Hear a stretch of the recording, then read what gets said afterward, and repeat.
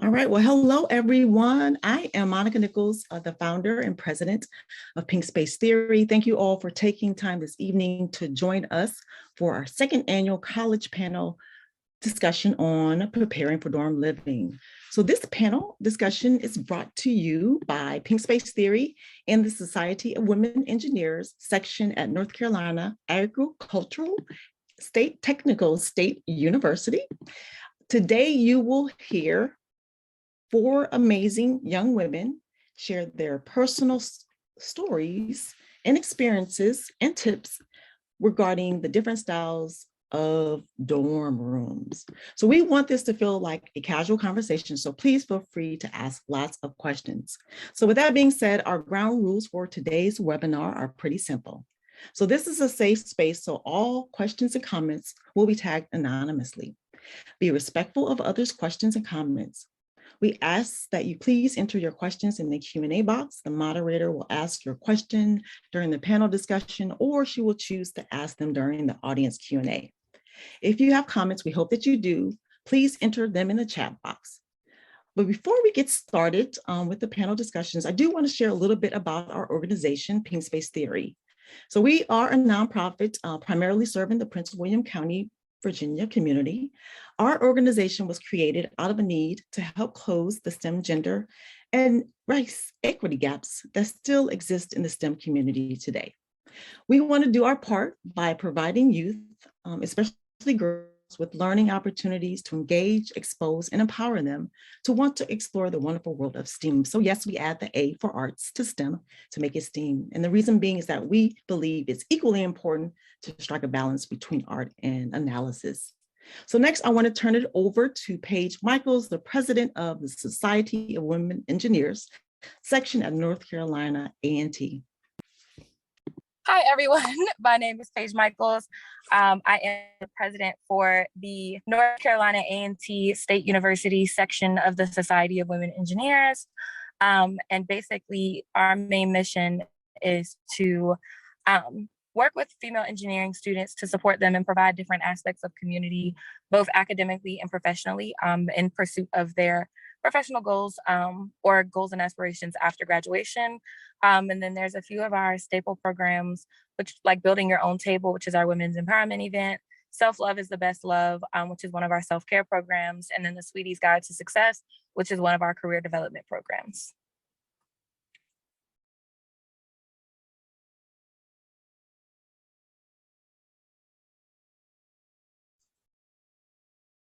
Alrighty, everyone. So my name is Kira Allen. I will be your moderator for today. I am a graduating senior chemical engineering student at North Carolina Agricultural and Technical State University, and I'm the vice president of the North Carolina A&T chapter of the Society of Women Engineers. And today, right now, I'll have our four lovely panelists introduce themselves by giving us their name, their pronouns, what their major is, what their classification is, as well as where they're from. Then also part of their responses, they're going to kind of explain to you what their dorm setup was. And this could be the arrangement of where the kitchen and bathroom was, or what type of furniture was provided to them when they moved in. And whoever wants to go first. Okay, so I'll go first. My name is Ariel Thomas. I am a sophomore mechanical engineering student here at North Carolina A&T. I am from Montgomery County, Maryland. My pronouns are she, her. In my freshman year, I lived in a traditional style dorm, and I currently live in a suite style dorm. I can go next. Hi everyone, my name is Mika Holt. I use she, her pronouns. I am currently a first semester senior at Smith College in Massachusetts. I'm a neuroscience major, and I'm originally from South Burlington, Vermont. Oh, and for my dorm, I'm currently an RA in the traditional dorms at Smith College. And for the setup of my room, it came with a bed, which I currently have next to my window. I also have a desk, dresser, and bookshelf. My name is Paige Michaels. I am currently a senior computer engineering student at A&T. My pronouns are she, her, hers, and I'll be speaking on the apartment style living or off-campus living. My apartment came with a bed and a desk and chair. I have my own private bathroom and a decently sized walk-in closet. Yeah.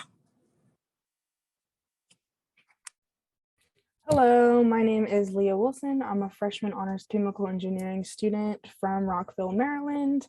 My pronouns are she, her, hers, and I am the treasurer of the American Institute of Chemical Engineers.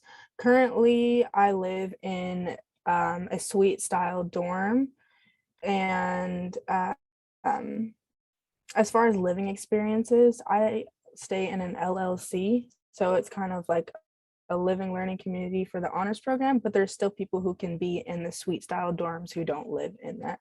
But it comes with a couch, quote unquote, living area, 2 couches and chairs, 2 micro fridges, and bathrooms that would be shared amongst roommates or the singles. Alrighty, thank you everyone for that. Moving on to our first official question. How long did you stay in your living situation? And would you recommend this for other students?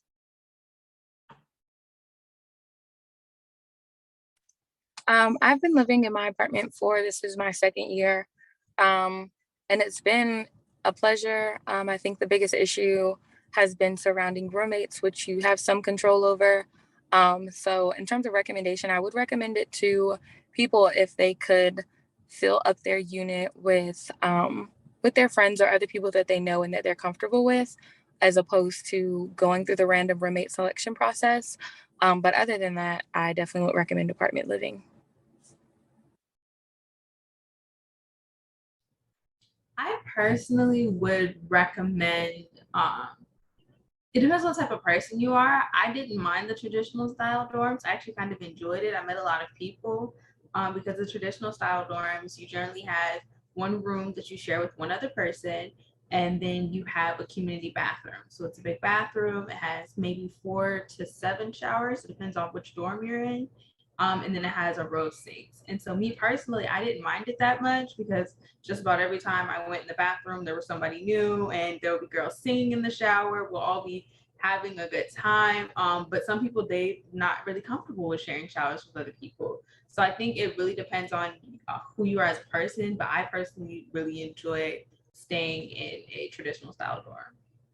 And bouncing off of Ariel's comments, also, I think your class depends on it as well. Like underclassmen, I would definitely recommend like some sort of on-campus residential living, whether that be a traditional dorm with community style bathrooms, or in my case, I had a double dorm, but it was in a suite. So I still had a roommate and shared my room personally with one other person. But in the suite, we had one bathroom that me and my roommate would share, and we had a common area with our other suite mates. So it kind of ties into both like apartment living due to like the common living area and common like it's just a living area. There's no separate dining room or anything like that. So just a living area and then a little mini kitchenette-ish with just a micro fridge. But it still had like that sense of community because most of the suite style dorms where they're located are co-ed. So you'll be on your hall and you'll like pass some of your friends, or you'll know like all the people in your hall, and it helps you to get out there more, especially as like an underclassman, freshman, or sophomore. For me, I've been in the dorms my whole time at Smith. That's pretty normal at my school for people to stay in the traditional dorms until like senior year. And I've been an RA for 3 years since my sophomore year. So I was in a double my first year with a roommate, and then after that I had my own room. And every floor shares a bathroom and shower stalls, and we all have, dining halls in the buildings. And I think I would recommend dorm living for people. And I think underclassmen is a really great way to meet new people and to feel a sense of community on campus and, have a short commute. But once you get tired of, living with a bunch of people in the same building, that might be a good indicator that you might want to see off-campus options. I appreciate those honest answers. So what advice would you all give to those who are nervous about moving away from home? I know for me, I didn't move very far. I'm like 45 minutes away from my family's house. So it wasn't as much of a big transition for me, especially because I traveled a lot for school when I was in high school. So what advice would you give someone who maybe isn't used to being far away from their parents for long periods of time? So I can start that one. I think once I committed to North Carolina A&T, one thing that I did is I took straight to Twitter because our school is very much a Twitter school. And so I met a lot of people via Twitter. And one thing I'm learning is that a lot of universities, once people start committing, there'll be a lot of group chats. And so what I did was is even though I don't know like most of these people that I met in those group chats, or I haven't really seen them today, it still gives you some sense of comfort because now you're starting to meet people. Like now, like 3 of those people I met in those group chats are my best friends to this day. And I met my roommate through that group chat. And so that kind of helps you feel more comfortable, especially because my house is like 6 hours away. So it definitely gives you more of a sense of home and familiarity. Like, so you're not stepping on campus, not knowing anybody. So I would really suggest maybe trying to get to know some people who are coming to your school because they're your classmates. Like you're going to be with them, most of them, for 4 years. So you should really get to know them. I think for me, I would say to make your room your home, even if you have your roommate like the side of your room. So that means like bringing decorations from your room back at home or something that reminds you of your friends or family to your room. For me, I think the most important thing is to make sure that your room is a safe and comfortable space they can go back to at the end of your day and, feel a little sense of home. And for me, that really helped with homesickness my first year. I think for me, the biggest thing was remembering that I would be okay in the end. So every experience that you make and every person that you meet will be something new, but you're not the first person to go through it. And those people that went through it before, they came out okay. So, like, why would I be any different? Just keeping that mindset that in the end, it's going to be okay really kind of helped me push through things. I live about 4.5 hours away from home. So still a drive, but it's not around the corner. It's not a drive that you can make quickly or easily. So I didn't really, it was new for me and I didn't really have very much homesickness, just because I did know that in the event that I ever needed anything or I needed to go home, home was still an option. If I ever needed my parents are only 4.5 hours away. But at the end of the day, I'm going to be okay because I'm not the first person to come here and try this college thing. I'm not the first engineering student. I'm not the first anything at this present point in time. And everybody else made it through just fine. So I will too.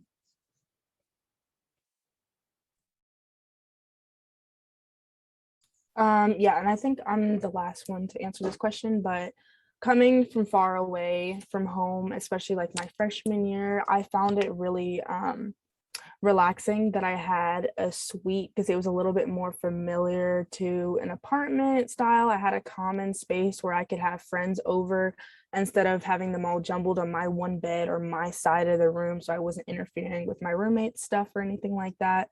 So it was definitely an adjustment, but getting familiar with the people who lived in my hall, being able to go over and borrow like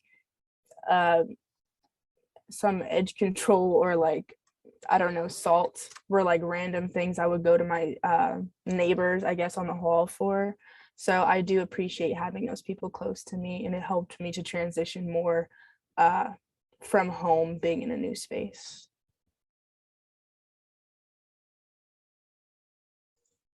Okay, so I'm going to take a quick pause to look at some of the questions in the chat because I feel like they kind of fit right in.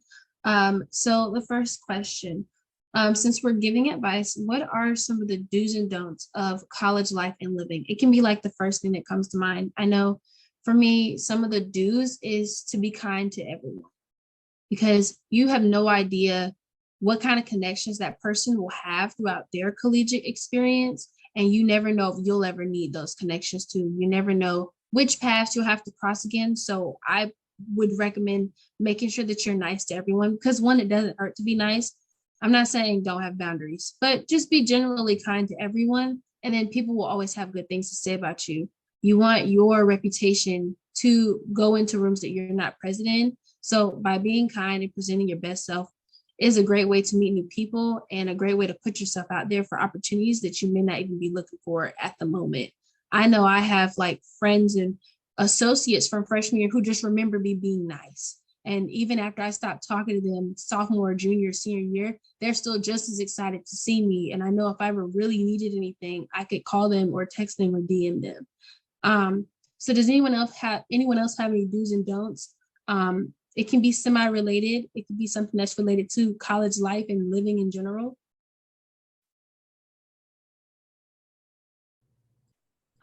One thing that really comes to mind is I would suggest, I'm not gonna say I don't, but I would really suggest not coming in with an expectation, because even if, say, your parents went to the school you're going to, or people classes above you have went to those schools, their college experience is going to be completely different than your college experience. So if you come in with this expectation of like parties every day, or you meet your friends in a common room and now you're best friends for forever, or if you're familiar with the show A Different World and that's kind of what you're shooting towards, that may not fit towards you, or you may just be let down and you may miss out on what can be a really good college experience because you're so focused on trying to find something that you thought was going to be there. So I would suggest trying your best to not come in with expectations, come in excited, come in hitting the ground running, make sure that you understand that these 4 years are short. Like, I'm already on my way into my junior year, and that's still really ridiculous to me. So don't come in with an expectation, but do come in with strong will and ready to work, because they're gonna work you.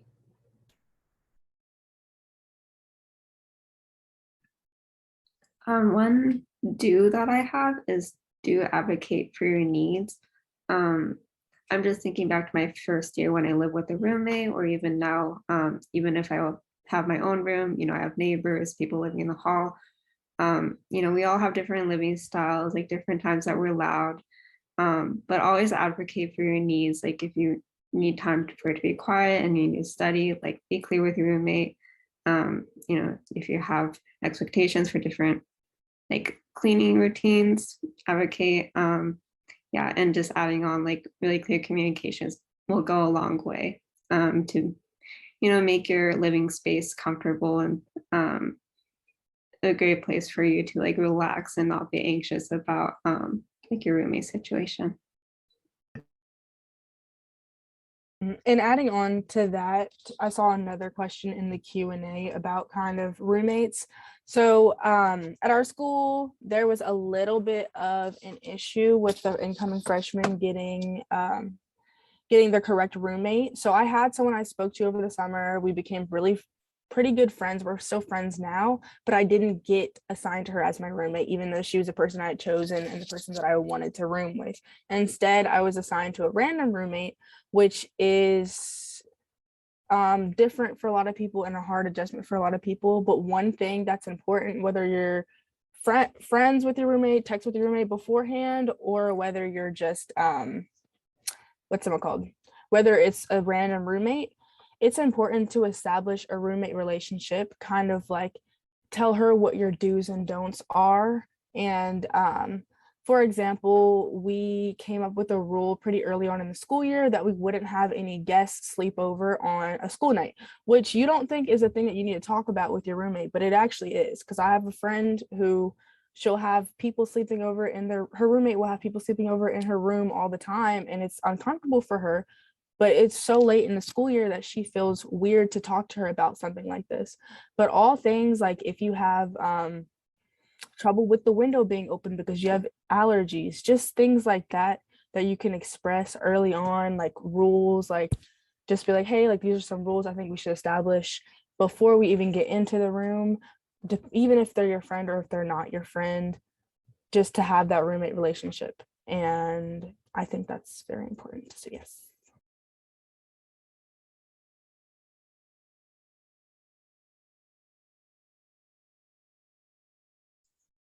I definitely agree with that. Building some sense of communication can actually aid in just creating a general friendship with your roommate as well, because you're building it off of a mutual respect for each other's space, privacy, and comfort. Honestly, both of y'all are away from home, so you want to be comfortable since that'll be your place of living. And if your living situation is not that great, it can actually affect your academics. It can affect everything else. So I am really glad you guys gave some really candid answers for that, because those are things that I did not think about when I originally got there, but of course I had to learn. And then I'm looking at the chat to see if there's some other questions that may fit in this space right here. And there is one that says, what was the thing that you were the most worried about when you moved in on your first day? I was not really worried about my roommate because I too stayed in the living learning community, but it was for STEM students. So we stayed in Pride Hall, which is suite style similar to the honors dorms at A&T. However, it's just we're honors. And so I knew my roommate ahead of time, and we kind of discussed who was going to bring what, and like what our expectations were. We still had our rough patches because you're getting to know someone, and you know, everyone has that thing that kind of gets on their nerves that you just have to learn how to communicate. But to this day, that is my best friend. I will say one thing I was worried about was just, for me, Kip is eating. So like dining hall, I'm not a master of the calf. I didn't really master that. Honestly, I just kind of started budgeting my flex accordingly because I did not like campus eating. So I lost a lot of weight. That was my biggest worry. And something that I had to just kind of figure my way around. So did anyone else have any, like, remember that one thing that you were really, really nervous about on that first day when you moved in?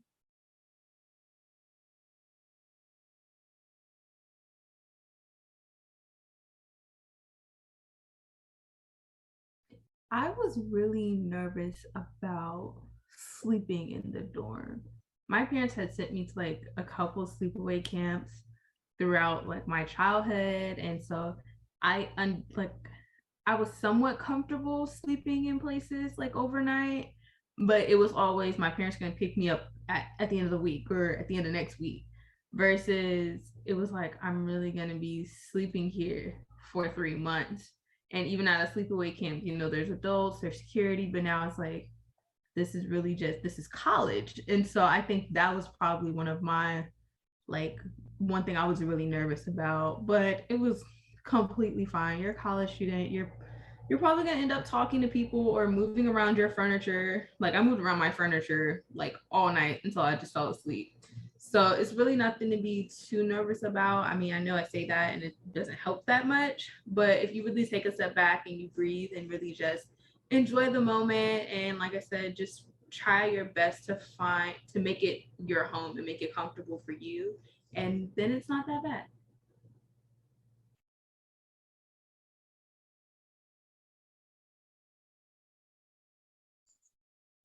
Anyone else have anything they were really worried about? If not, I think the next question I would ask you all is, what is one thing you could not live without in your dorm?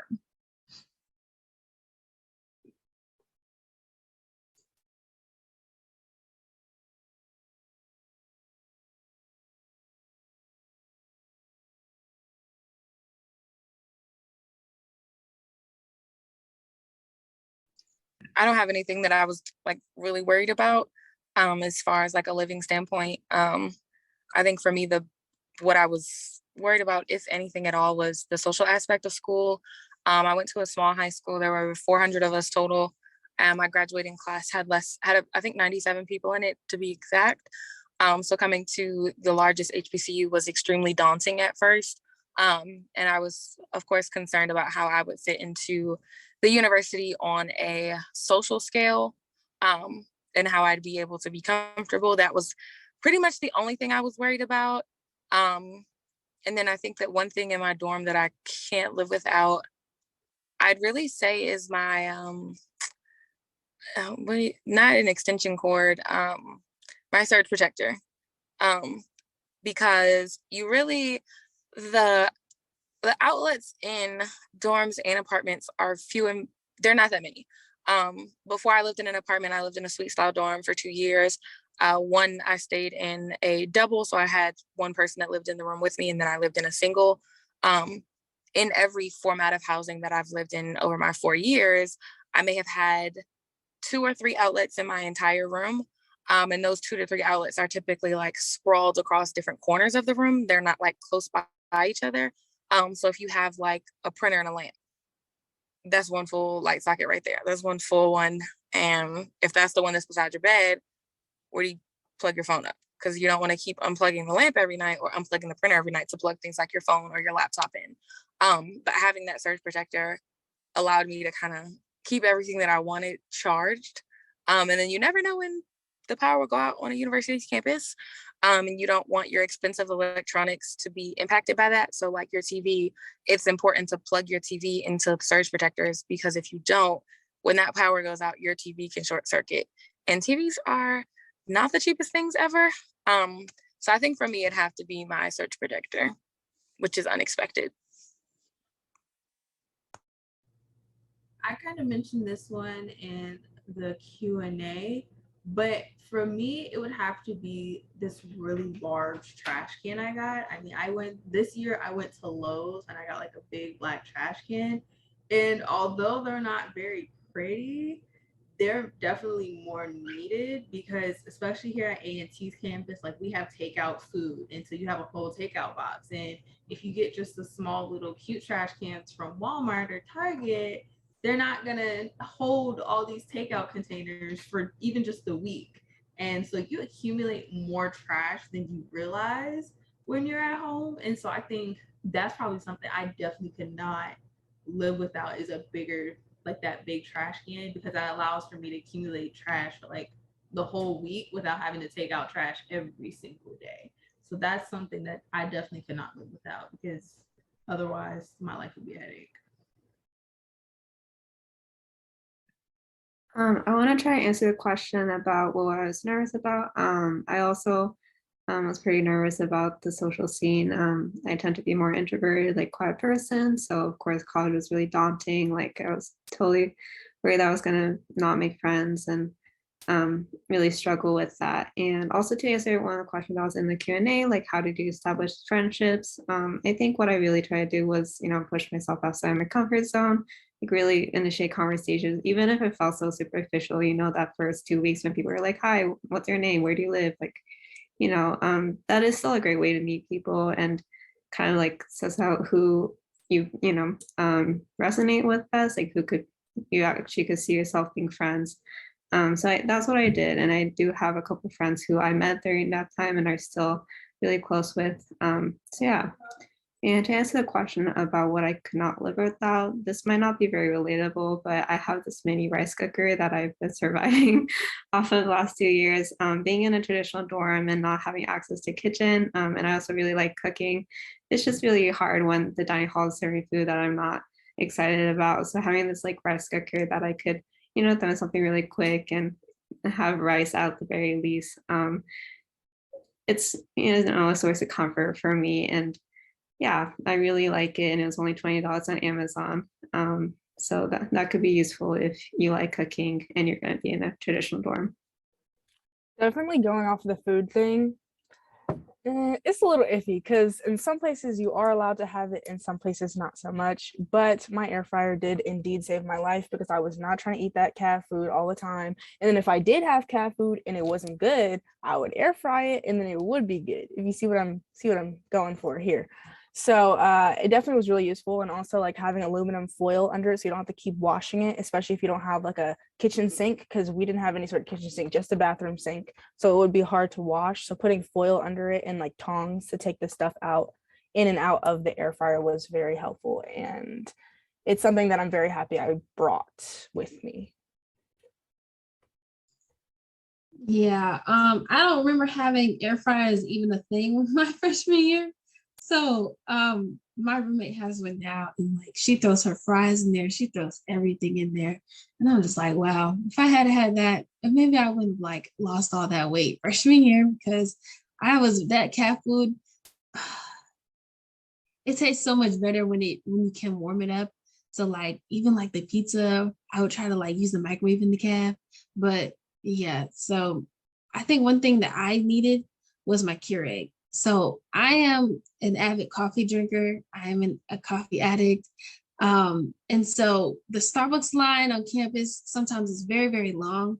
And if you've got class, like in the morning, you've got classes back to back, you don't have time to wait in that line. So I would use my Keurig just to get me to and from, so that I wasn't relying on, one, using my flex for Starbucks, and two, like risking being late to class because I was waiting in the Starbucks line. So I definitely utilized my Keurig all the time. And my outlet for the food was just, I found frozen dinners that I enjoyed and I just stocked up on them. And like, luckily my roommate and I, we both liked like the same ones. So we would like just kind of share that limited freezer space together. So yes, let me check one more time. I think every question has been answered in some way. Other than this one, I think you guys answered it in the chat, but before we get into budget questions, how did you all establish friendships, since we're still talking about roommates?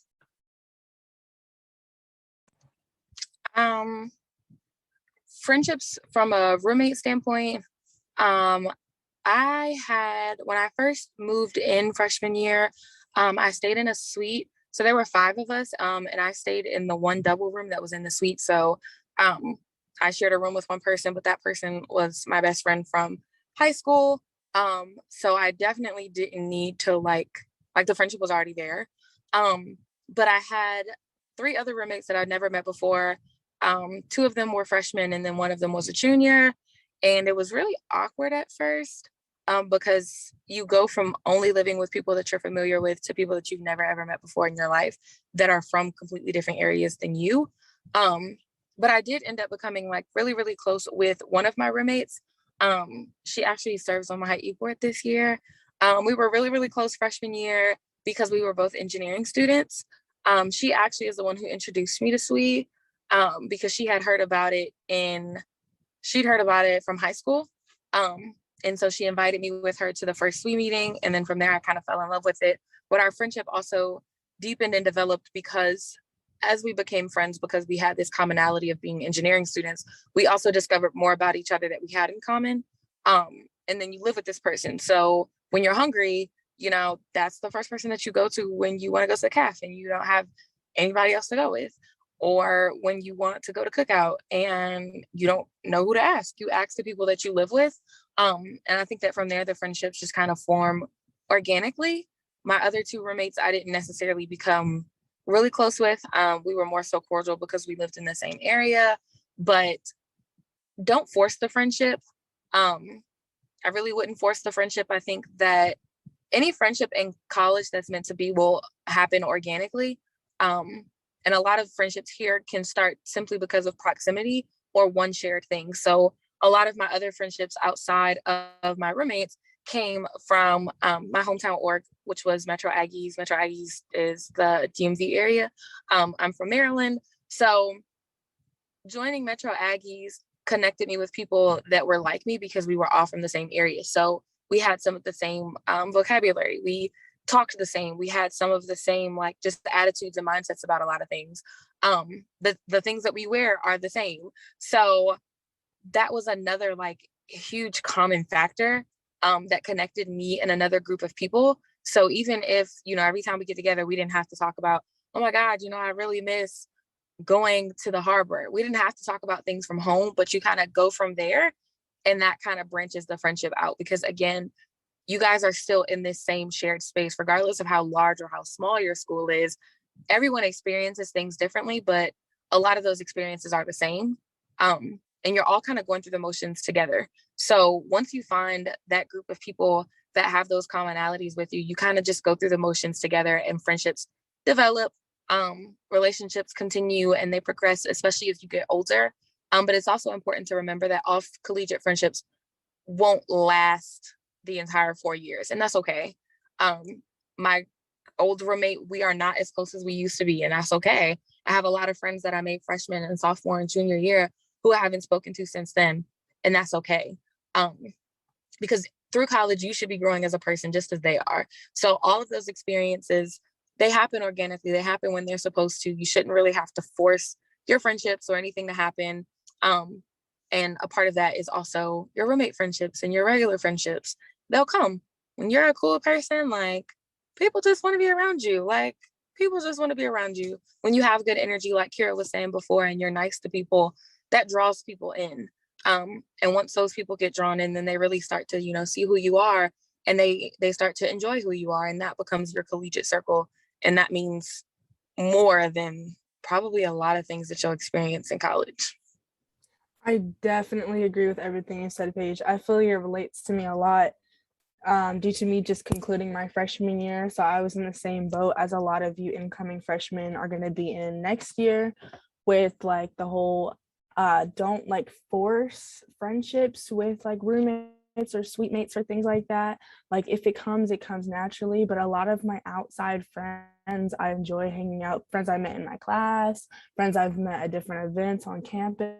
We have a lot in common, and I've really enjoyed hanging out with them. And as time has gone on, I've become a lot closer with my suite mates. Like, we wave at each other all the time out in the hallways or out on campus. But like, those are the people that you could be randomly roomed with, especially the suite mates. Like, if you're in a suite and let's say you have a double, like maybe your roommate, but not necessarily your suite mates.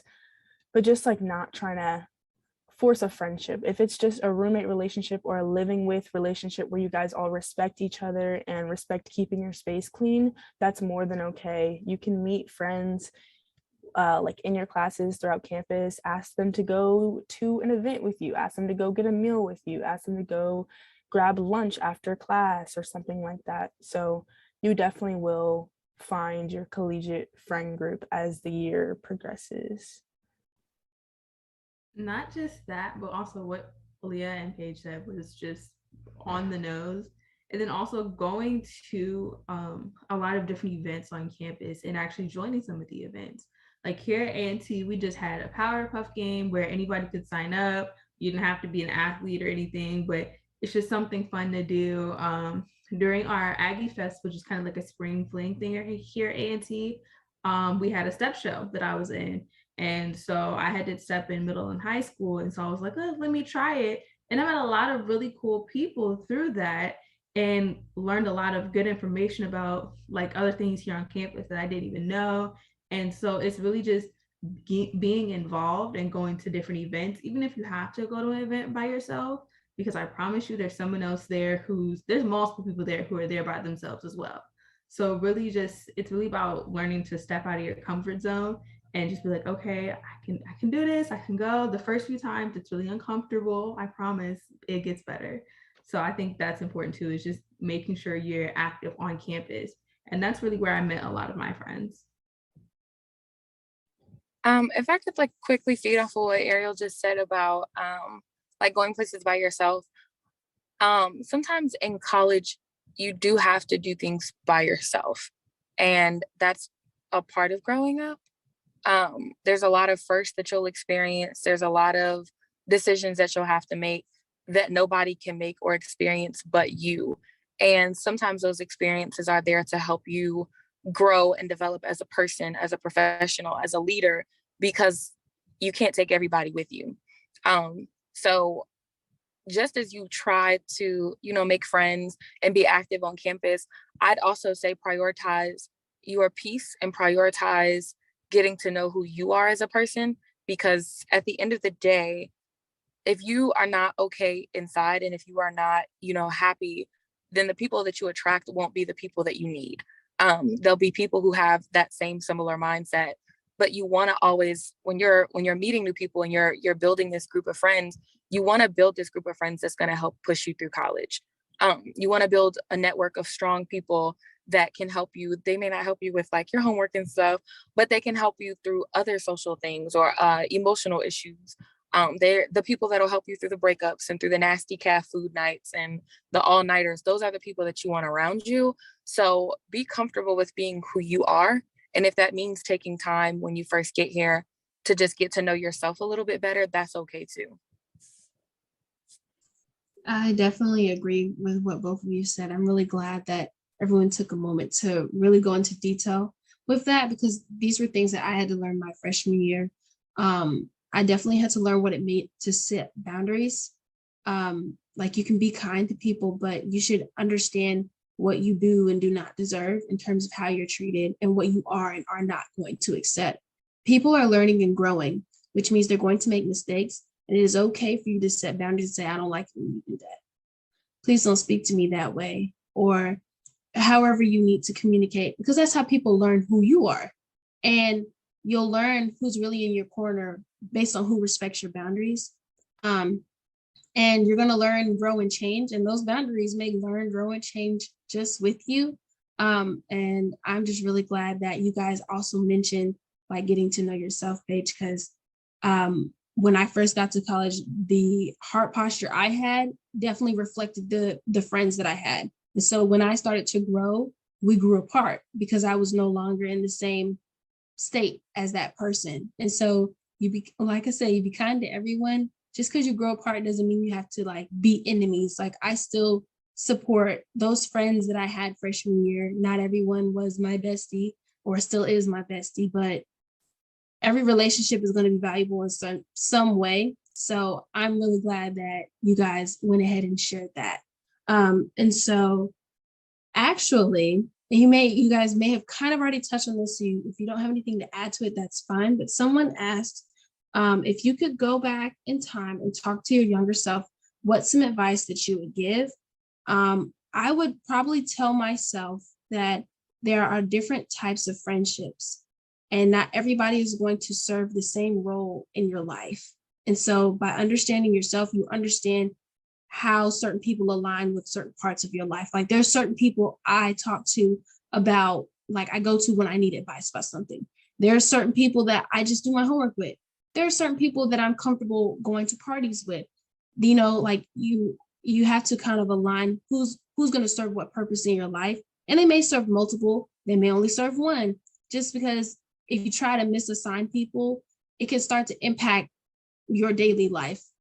Because you start setting expectations that are unrealistic as where that person is at the moment. So learning the types of friends that you have and who you can call on for what was something that I definitely wish I had learned before my sophomore year, because it took a lot out of me to try to manage my friendships and relationships when I didn't really understand like that there could be different forms of friendship. It doesn't have to be, everybody doesn't have to be your best friend. Some people are not going to be your boyfriend. Like I just had to learn that. So does anyone else have something they wish they could tell their younger self? Because I feel like that can kind of help the people on this call, maybe jump over some hurdles that we had to figure out. I think for me, the only thing that I would go back and tell myself is to enjoy the moment. As I am 10 short days away from walking across the stage, it really does feel like the past 4 years have flown by. And those are days and experiences and memories that I will never, ever get to relive. As I sit in these senior send-offs, it's like, wow, this is my last time being this. Or when I'm at my SWE banquet, this is the last time that I will serve as the North Carolina A&T State University chapter president of the Society of Women Engineers. I'll never be that person again. But through my collegiate journey, I prioritized my leadership and I prioritized getting to where I wanted to go, because we come to school to graduate. At the end of the day, please keep that in mind. You come to school to graduate. And so the priority for me was always student leadership and experience so that I could graduate and I could have a good paying job. I did that, but I wish that I would have spent more time meeting people in my class or being at more school events or being more social. But that's also a it's kind of something I had to accept as an engineering student as well. Just because even on top of student leadership and work experience, your classes are hard. So you do make a lot of sacrifices in the pursuit of whatever your goal is at school, whether it's you want to be the next miss of your campus, or you want to be the next president of student activities, or the next president of SWE. In whatever pursuit that you're in, don't get lost in the sauce, I guess is the way to say it. Take it in, breathe, enjoy those moments. Don't rush through them. I'm ready to graduate. I'm ready to graduate as a freshman. I have senioritis. No, you don't. You don't. You're a freshman. You just got to campus. Y'all are not in COVID campus anymore either. So like really breathe it in and really experience those days, because once that day is past, that day won't come back.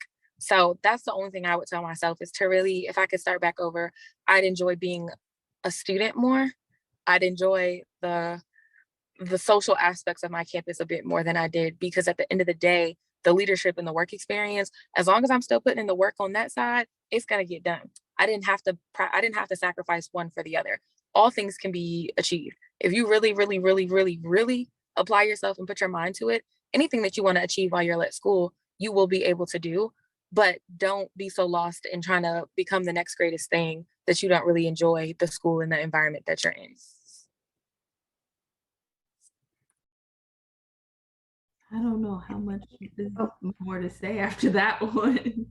I'm sorry, you can go ahead, Micah.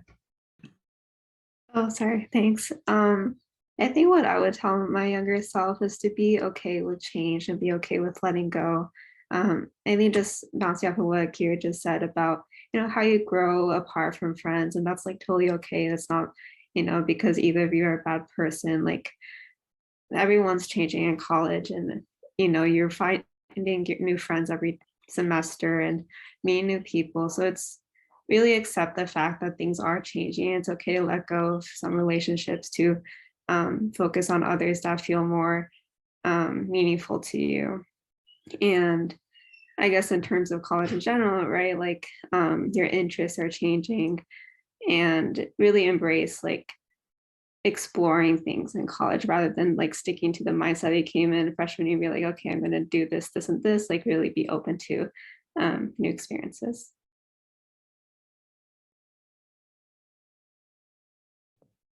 One thing that I would say is to know your limit for sure. When I was in high school, I did a lot to a point where I was just completely burnt out, and I was class of 2020. So then we had COVID, and then as I call it, the civil rights 2.0. And then now I'm on a college campus, and here I am trying to take 17 credits. That did not work for me. And I'm proud to say that I even failed a class from that. And I'm proud to say that because I learned that I'm not Superwoman and I can't do it all. So you have to really, every day is going to be a lesson in college. And so you really have to just, like Paige said, take every day, enjoy every moment. You're going to make mistakes. Even again, I failed class, y'all. Like that brought my GPA down. That was a big mistake, but you learn from that, because this semester I was facing the same issue, a bunch of credits. Like Kira's shaking yes because she's seen me at the end of a terrible day, and I had to learn, okay, let me not fail a class again. And it's okay to just drop a class. You have to learn your limit. And so that's probably the biggest thing I would tell younger me, is that it's okay to make mistakes. It's okay to drop that class. You can pick it back up. You can take a summer class. You never know. Don't push yourself too hard, because then you're going to lead down a road that you don't want to be at. Trust me. So definitely just take your time. And feeding off of what Ariel just said, also don't be afraid of failure. Like it's okay to not be good at everything. It's okay to fail a class. It's okay to fail a project. It's okay to fail a paper. It's okay to fall down the steps and the students are like, it's okay. We're all people. And at the end of the day, you still here. Like, yes, you failed a class, but you're still here. And you failed that class. You got 25 more that you need to pass. So it's okay. You still have chances to redo everything you did. When you fall down, the only people that will remember that you fail are you. So it's okay to fail, whatever the experience may be. Even in your friendships, it's okay to lose friends. Everything is not always your fault. And that's one big thing about college, is that a lot of times you have so many more external factors when you come to college than you did in high school. So it's okay to fail. Everybody fails at something. But when you fall, just make sure you get yourself back up and forget about it. Or use the failure as motivation to make sure that you don't fall back down again. Or if you fall again, you ain't falling in the same hole. You falling in a different hole. There's 10 steps ahead. So don't be afraid of failure. I definitely did not know my limits. I overwhelmed myself for the first 2 years of college. And I did not recognize, hey girl, like your math education in high school, it wasn't there. You're not prepared. It's okay. It doesn't mean that you're dumb. It just means you need to take your time. So I definitely felt it was only math though. I did good in every other class and I had to do summer school. But with that, I got a research assistant job. So I was getting paid over the summer to retake classes. So you can spin your failure and make it amazing. I knew what to do differently when I got back to the class. I mean, I still didn't like the teacher, but I knew what to do. Like you can spin it to be however you want it to be. It's all about the way you get up. Like if you get up with grace, everybody's gonna applaud you for the fact that you got up with grace. Nobody's gonna be like, ah, dang, she fell flat on her face. Nobody cares. They might be like, are you okay? But they're gonna be like, oh wow, like you could have gave up. You could have changed your major, but you didn't. And now you get to help somebody else avoid that whole, yeah, don't take that teacher. Oh no, make sure you study XYZ before you get in that class. All the things I told Ariel is because I lived it. Literally. I wish I had just dropped those classes when I realized I was struggling. I tell my high school students the same thing. So your life lessons, like you're going to look back on college and be like, wow, I could write a book. I know Paige be like, I can write a book. The stuff we be talking about, we can write books about what we've learned. And so I think that's overall, even when it comes to getting housing right, you get a new chance every year to redo your housing application. If you realize you don't like your dorm, change dorms and buy different furniture. So yeah. And at the end of all those rainbows, we okay. Period. We okay. We graduating. We okay. So you're gonna be okay. You're gonna be okay. Like always remember that no matter how hard you fall, you will be okay. You may break your little ankle, you may hurt your little wrist, but you're gonna be okay. You're gonna walk across that stage. And please, if it doesn't happen in 4 years, that's okay. Like yeah, that's okay.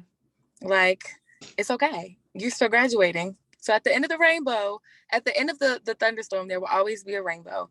Remember that, and that beautiful rainbow will be you walking across the stage in your time because you are running on no one else's clock but your own. Yes, Leah. That's really important to remember those nights when you're up at 3 a.m. studying for a test, and then you get your test back and you fail because you're going to fail something. Like they said, you're going to fail. I mean, I just got a test back and I failed it. And I was like, I was up all night studying. It's going to happen. But like she said, it's important to remember in those moments that I'm going to pass. I mean, you guys are graduating. I believe most of you should be graduating high school and becoming, freshmen. Should be becoming freshmen in college. And so I'm sure if you didn't fail something in high school, you're going to fail something now. So just be prepared and just be like, you know what? It's okay. If I survived high school, I can survive college. If you keep that mentality, you'll be all right. Yes, and before I go to Leah, it doesn't mean be scared. Like getting F is not the end of the world. Sometimes your version of failure may be getting a C. My cousin got her first C her senior year, and it's because everybody in the class did bad. It happens like that. Doesn't necessarily mean you did anything wrong. Just means you're relearning how to learn. Your professors are not the same as your high school teachers, so it's going to be a lot of adjustment. Give yourself grace and know that you'll figure it out. What's up, Leah?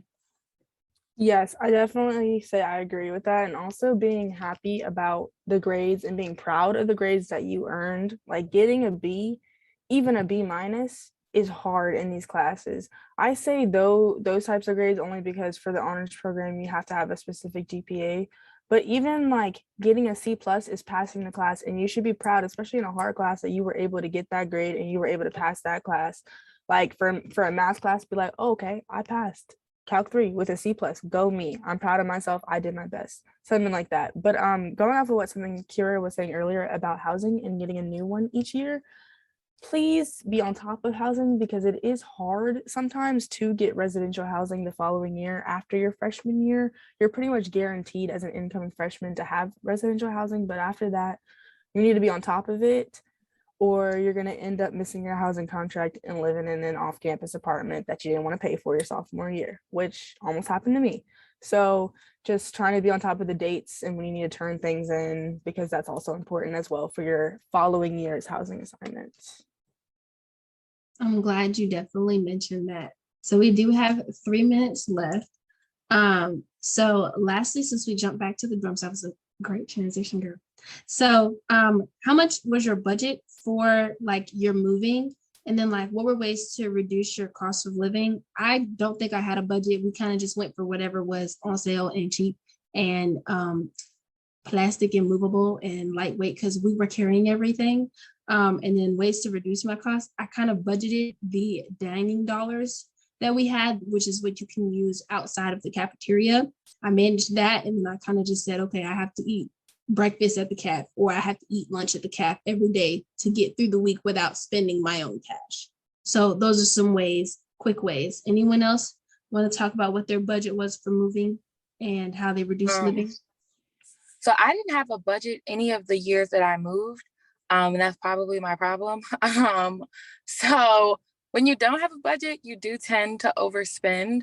But I also think that when you have a budget, it's kind of hard to be realistic unless you understand everything that you'll need up front.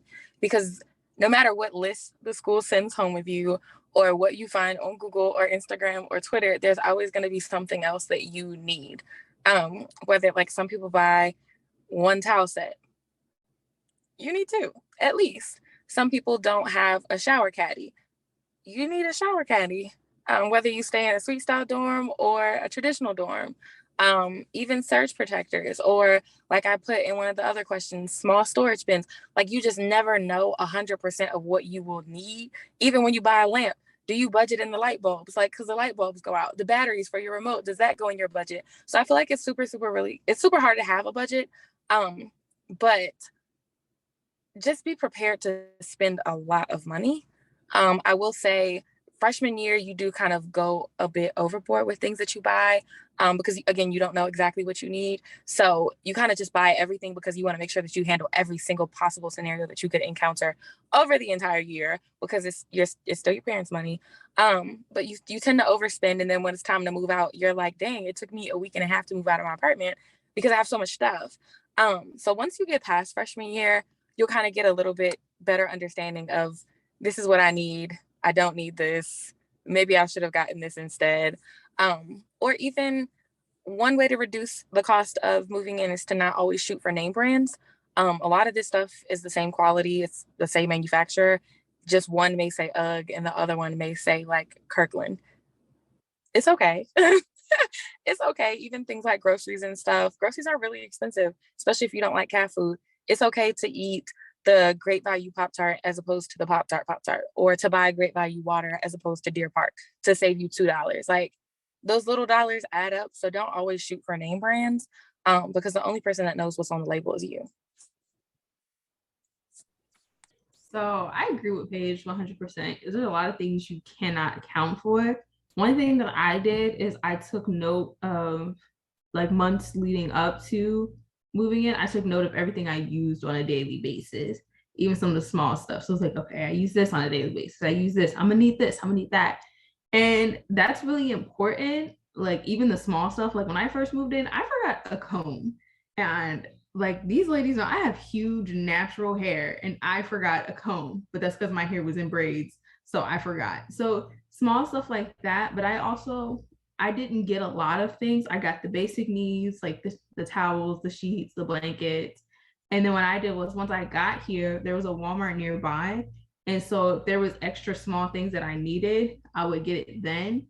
And then after that, it's really just, okay, I could have used, like she said, some light bulbs. I had to go get light bulbs. So that's one thing I did instead of overspending. I went and I was like, okay, I need this. I need that now. Let me go get it because it's gonna happen. So that way you don't overspend. That way you're spending as you need it, if that makes sense. Your freshman year, that way you don't overspend and you also learn like what you really need in that moment. We are going to go ahead and turn it over to Christine to wrap us up. I am so honored to have been able to moderate this panel, which with such beautiful, honest women. Y'all are killing the game. And I'm just kind of excited to see where everyone takes off from here. Without further ado, Christine. Yes, thank you, Kira. I just want to give a virtual round of applause to our panelists and our moderator. I hope our attendees are also giving a virtual round of applause. Thank you all for, again, your transparency and sharing your stories and advice. I really appreciate it. And I know I personally am still learning how to give myself grace. So it is a lifelong journey.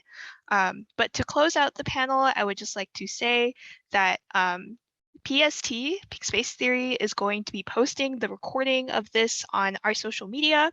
So if you want to follow us on Facebook, where there's already a live stream, we're also on YouTube and Instagram.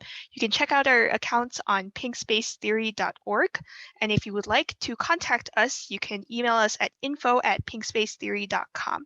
There's also going to be a post-panel survey, and it would be great for you all to fill out the survey with any thoughts that you have and ways that we can improve. So lastly, as Paige mentioned, moving is expensive and moving into a dorm is very expensive. So Pink Space Theory has been fortunate enough to get funding from Target to provide a very lucky senior with a giveaway. And for the respect of that senior's privacy, we're going to stop the recording and stop the live stream before we announce that. But again, for those of you watching on Facebook or the recording or in our session now, thank you for joining us and have a great rest of your day.